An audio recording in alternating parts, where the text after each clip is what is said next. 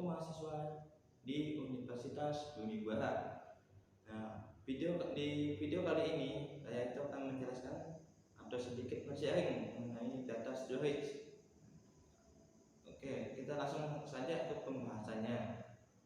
Nah, data storage atau penyimpanan data komputer adalah teknologi yang terdiri dari komponen komputer dan media perekam yang digunakan untuk menyimpan data digital. Nah, data digital itu apa? Misalkan gini, kita masukin video ataupun dokumen ke komputer kita. Nah, di komputer kita itu tidak dibaca, tidak dibaca video, tidak dibaca komputer, tidak dibaca gambar, tapi dibacanya itu sebagai data digital. Nah, kok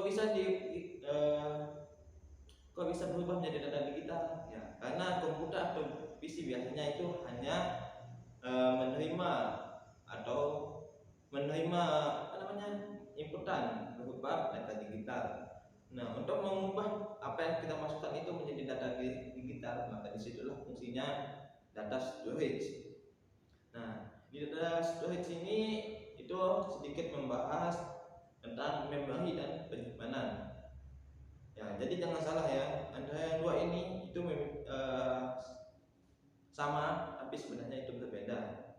Memori adalah teknologi volatil cepat yang kehilangan data saat mati disebut sebagai memori. Nah, jadi ketika kita menghidupkan sebuah komputer, lalu kita menjalankan sebuah program, ketika programnya mati dan kita hidupin lagi, program yang kita buat itu hilang, maka program itu bisa dinyatakan disimpan dalam memori. Nah, yang kedua, penyimpanan. Nah, penyimpanan ini itu sama seperti memori, akan tetapi kalau komputernya mati, itu data yang ada di dalam komputer, program yang sudah berjalan itu akan tetap disimpan oleh komputer kita. Nah, itu adalah penyimpanan, itu fungsinya penyimpanan. Jadi itu sedikit sama tapi berbeda ya. Yang kedua itu ada namanya sistem bilangan. Nah, sistem bilangan itu sendiri adalah sebuah data yang diterima oleh komputer.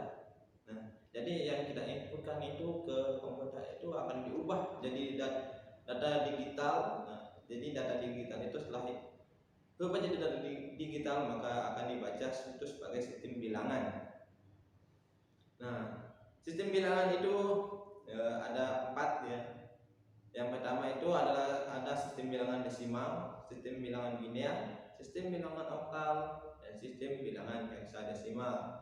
Jadi sistem bilangan itu untuk memudahkan ya, untuk mengenali inputan yang ada. Nah, yang pertama tadi itu ada sistem bilangan desimal. Nah, sistem bilangan desimal ini seperti namanya itu descal atau desimal. Nah, sistem bilangan desimal itu adalah sistem bilangan yang berbasis 10. Nah, mengapa 10? Karena komponen atau simbol yang digunakan dalam sistem bilangan desimal itu ada 10 buah. Yaitu yang pertama itu adalah 0, 1, 2, 3, 4, 5, 6, 7, 8, dan 9. Dan sistem bilangan desimal ini merupakan sistem bilangan yang bisa dibilang paling sering digunakan dalam kehidupan sehari-hari manusia ya. Karena seperti yang kita ketahui itu 10 angka ini merupakan 10 macam angka yang kita ketahui ya. Nah, yang kedua itu ada sistem bilangan biner. Nah, sistem bilangan biner ini adalah sistem bilangan yang berbasis 2 ya. Jadi yang ada dalam sistem bilangan biner ini hanya ada 0 dan 1.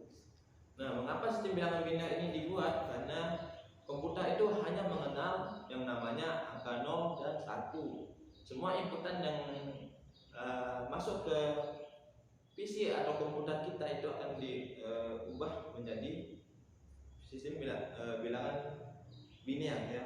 Itu 0, 1, 0, 1. Nah, itu yang diketahui oleh komputer. makanya itu dibuatlah sistem bilangan desimal. Sistem bilangan biner. Yang selanjutnya itu ada sistem bilangan oktal. Sistem bilangan oktal itu adalah sistem bilangan yang berbasis 8, sama seperti namanya, yaitu okto ya. Okto itu berarti 8. Nah, di sistem bilangan oktal ini ada 8 komponen. Dimulai dari angka 0, 1, 2, 3, 4, 5 sampai 7. Nah, biasanya sistem bilangan oktal ini digunakan itu dalam memberikan IP address pada setiap komputer. Itu adalah fungsi sistem bilangan oktal. Mengapa dibuat? Untuk memberikan nama setiap IP address setiap komputer. Nah, yang terakhir itu ada sistem bilangan heksadesimal. Nah, heksa itu berarti 16.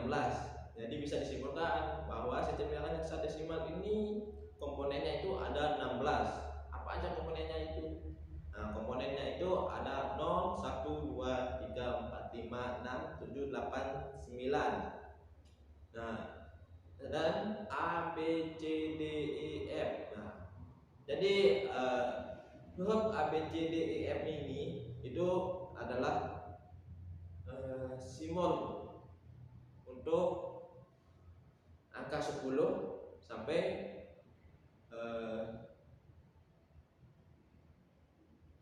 15. Sistem bilangan heksadesimal ini biasanya itu digunakan dalam codingan ya. Ketika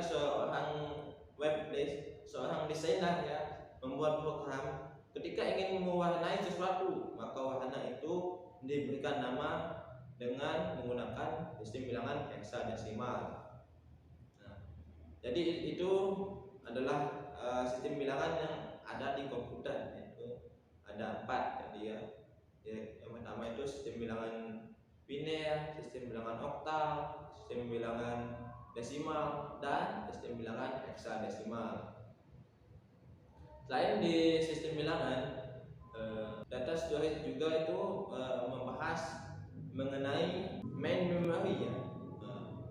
Main memory atau merupakan media penyimpanan dalam bentuk array yang disusun word atau byte. Kapasitas daya simpannya bisa jutaan susunan.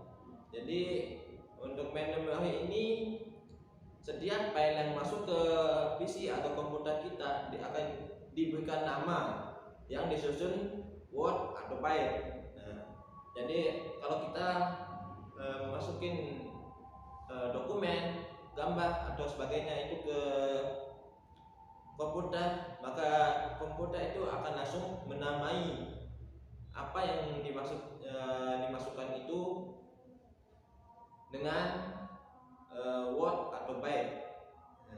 Supaya komputer itu bisa mengenali apa inputan yang masuk itu. Nah, karena tidak mungkin kalau tidak diberikan nama setiap inputan yang masuk dalam bentuk jutaan lalu tidak diberikan nama, maka apa yang video itu tidak akan bisa dicari gitu kan, karena tidak ada namanya. Nah, makanya itu dibuatlah yang namanya main memory. Nah, ini fungsi dari memori utama atau main memory adalah untuk menyimpan data yang akan diolah dan program yang akan dijalankan oleh komputer. Nah, jadi seperti yang tadi, program setiap komputer itu akan dinamakan dengan word atau byte-nya itu supaya bisa dikenali, supaya memudahkan pengguna atau programming dalam melaksanakan tugasnya. Selain itu juga sedikit menyinggung mengenai mass storage. Jadi apa sih itu mass storage? Mass storage itu adalah penyimpanan massal. Penyimpanan massal itu mengacu pada penyimpanan data dalam jumlah yang besar dengan cara yang terus-menerus dan dapat dibaca oleh mesin.